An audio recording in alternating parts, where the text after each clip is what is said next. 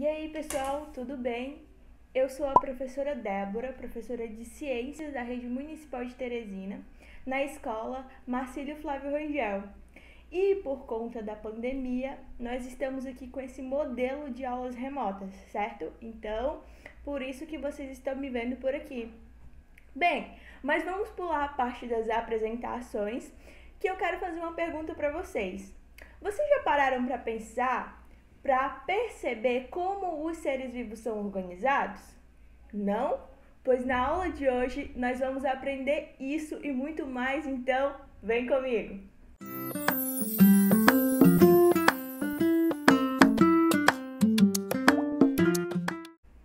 Bem, pessoal, os seres vivos eles são organizados em níveis, que são chamados de níveis de organização da vida. E esses níveis começam com uma célula. As células são as unidades básicas da vida. Então, de uma barata a um rinoceronte é composto de célula. Eu e você que está assistindo essa aula agora também somos compostos de bilhões de células.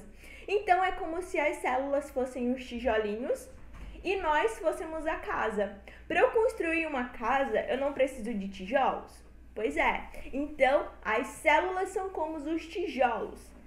Então nós somos constituídos de célula. Então a partir disso eu digo que todos os seres vivos, para ser vivo, tem que ser constituído de células, certo? Quando eu tenho um aglomerado de células, eu chamo de tecidos.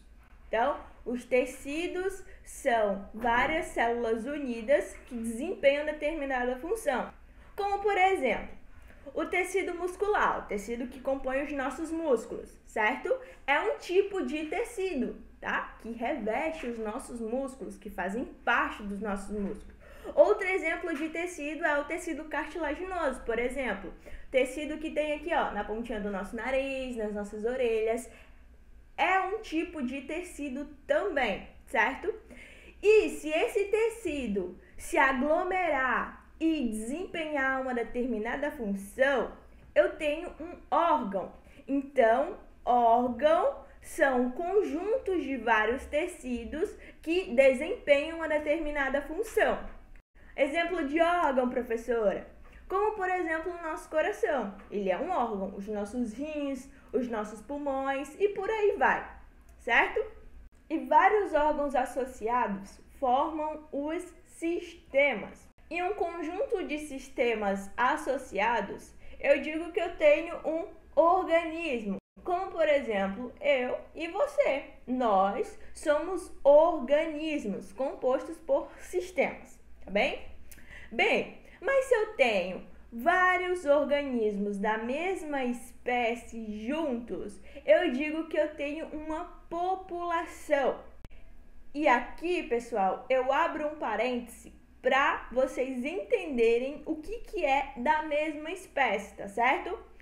Então, organismos da mesma espécie são aqueles organismos capazes de se reproduzir em condições naturais e terem um descendente fértil, tá certo? Como, por exemplo, se eu tenho dois gatinhos, tá? Dois gatinhos adultos, eles cruzam. Então, o resultado daquele cruzamento vai ser um gatinho filhote, né? Se, porventura, aquele gatinho filhote crescer, ele poderá cruzar com outro gatinho e ter vários outros gatinhos filhotes, entenderam? Então, aquele gatinho, resultado do cruzamento daqueles dois gatos, resultou em um descendente fértil. Então, significa que eles são da mesma espécie, tá certo? Mas existe alguma exceção para essa regra e eu vou mostrar para vocês. Bem, vocês já devem ter visto ou então ouvido falar de uma égua, né? E também de um jumento. Então, uma égua e um jumento, eles não são da mesma espécie, porém eles podem cruzar. E aí o resultado vai ser um descendente que é chamado de mula. E a mula, ela é infértil, tá bom? Então ela é um exemplo, tá bom? De que organismos que não são da mesma espécie podem cruzar, mas daí eles vão produzir um descendente que é infértil, tá certo? Então, por isso que eu digo que a mula é um animal que é híbrido, tá certo? Então, isso porque foi resultado de um cruzamento de dois animais que não são da mesma espécie, tá certo? Então, vocês entenderam o que significa ser da mesma espécie, não é isso? Então, beleza, vamos continuar com os níveis de organização da vida. Então, quando eu tenho várias populações juntas, eu digo que eu tenho uma comunidade, como por exemplo, na sua casa, ou aqui na minha casa, por exemplo. Deixa eu adivinhar o que tem na sua casa.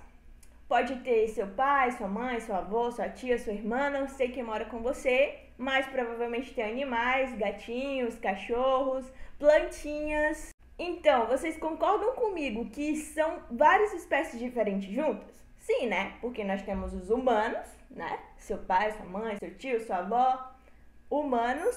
E aí eu vou ter gatinhos, né? Que já vai ser uma espécie diferente. Cachorro, outra espécie, plantinha, que é um ser vivo de uma outra espécie diferente. Então, se eu tenho várias populações lá, eu digo que eu tenho uma comunidade, certo? Beleza. E se eu tiver uma comunidade interagindo com fatores bióticos e abióticos, eu digo que eu tenho um ecossistema.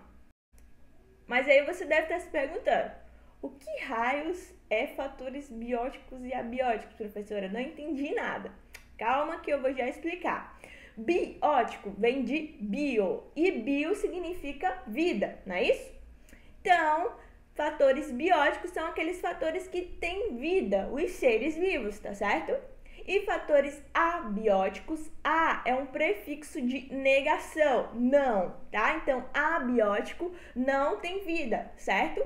Então, são aqueles fatores que não têm vida, mas que são importantes lá para aquele ecossistema, tá certo? Como, por exemplo, a luz do sol, água, o vento e vários outros fatores. Então, se eu tiver esses conjuntos desses dois fatores, tanto dos fatores bióticos quanto abióticos, eu digo que eu tenho um ecossistema. Que é um exemplo? Numa floresta, por exemplo. Uma floresta tem plantas, cobras, sapos e uma infinidade de animais, não é isso? E também eu tenho luz solar, tenho água, tenho vento. Então, eu tenho um ecossistema, porque eu tenho tanto fatores bióticos quanto abióticos presentes lá naquele ambiente, certo? E todos os ecossistemas juntos, eles estão interagindo em algo muito maior, chamado de biosfera, que nada mais é que o nosso planeta Terra, certo? Então, pessoal, vocês entenderam como a vida está organizada? Parte de algo minúsculo que a gente nem consegue ver a olho nu até algo maior e grandioso que a biosfera, tá certo?